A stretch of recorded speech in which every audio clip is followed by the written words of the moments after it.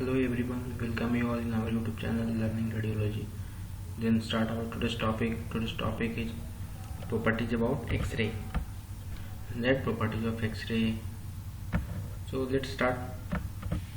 First one we're talking about introduction.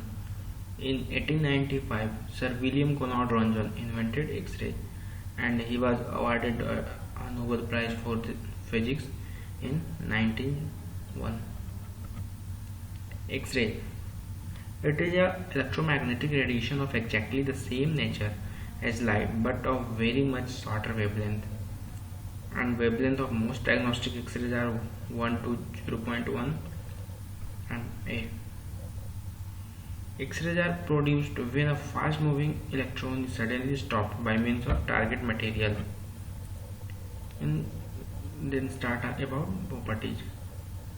First one, X-rays are invisible.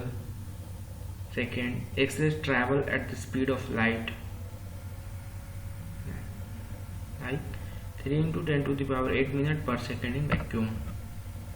Third, X-ray travel in a straight line and diverge from their point of origin. So we use cone, cylinder and collimator for the diverge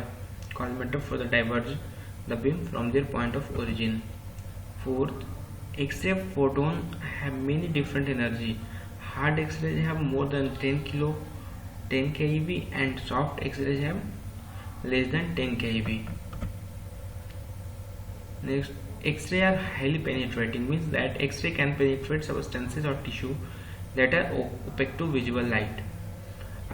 This is a images which show the alpha, beta, medical X-rays, gamma rays and neutron. These are the kept of paper, skin, wood and cement blocks. So alpha rays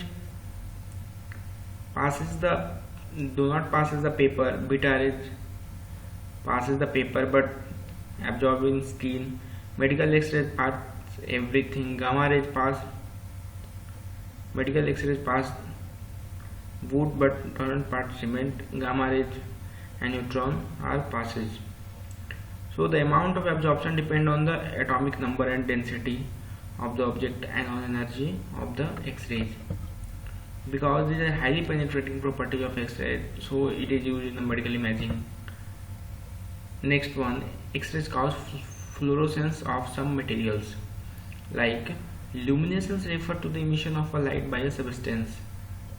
They are divided into two types, fluorescence and phosphorescence. So fluorescence is applied to that form of luminescence produced when light is emitted instantaneously within 10 to the power 8 seconds of stimulation.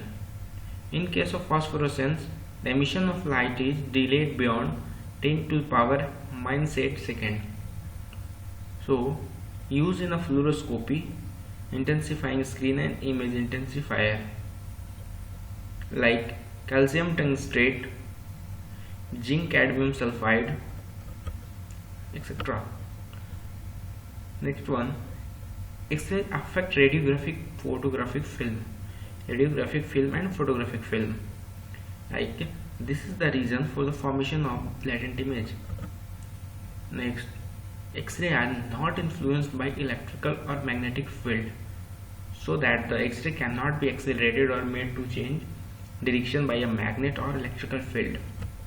Then the next one, X-ray produce chemical changes in the substance through which they pass. That X-ray induces color changes in several substances or solutions like methylene blue and get bleached.